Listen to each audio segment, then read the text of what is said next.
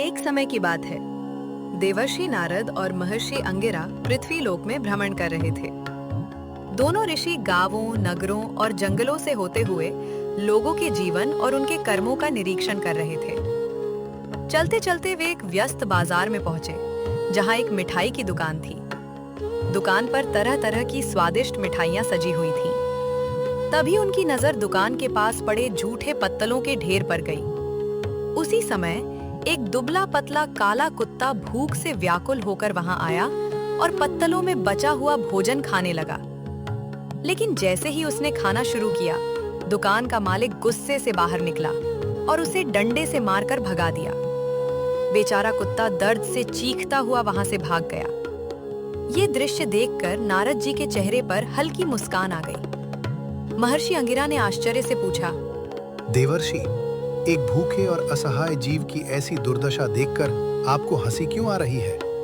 ऋषिवर, जो आप देख रहे हैं उसके पीछे कर्मों का एक गहरा रहस्य छिपा है। ये दुकान कई वर्ष पहले एक अत्यंत कंजूस व्यक्ति की थी। उसने जीवन भर धन इकट्ठा करने में ही अपना समय बिताया। वह न तो किसी भूखे को भोजन देता था, न किसी गरीब की सहायता करता था। उसके लिए धन ही सब कुछ था। जब उसकी मृत्यु हुई तो अपने कर्मों के कारण उसे अगले जन्म में कुत्ते का जीवन मिला। और आज जो व्यक्ति इस दुकान का मालिक है, वह उसी कंजूस व्यक्ति का पुत्र है, जिसके लिए उसने जीवन भर धन जोड़ा था। देखिए कर्मों का खेल। जिस संपत्ति को वह अपनी सबसे बड़ी ताकत समझता था, आज उसी के सामने वह एक भूखे कुत्ते के रूप में खड़ा है और उसे दो निवाले भोजन भी नहीं मिल रहे। अंगिरा ऋषि ये सुनकर गहरे विचार में डूब गए। तभी उन्होंने देखा कि वह कुत्ता कुछ दूर जाकर थक कर बैठ गया है।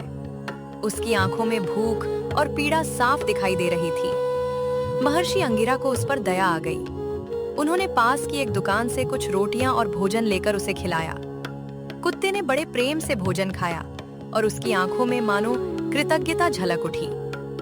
ये देखकर नारद जी बोले, ऋषिवर, यही तो धर्म है। दूसरों के दुख को समझना और यथाशक्ति सहायता करना ही सच्चा पुण्य है। मनुष्य अपने साथ धन दौलत नहीं ले जा सकता, लेकिन उसके अच्छे और बुरे कर्म सदैव उसके साथ चलते हैं। उस दिन महर्षि अंगिरा ने बाजार में उपस्थित लोगों को एकत्र किया और उन्हें कर्म फल का महत्व समझाया।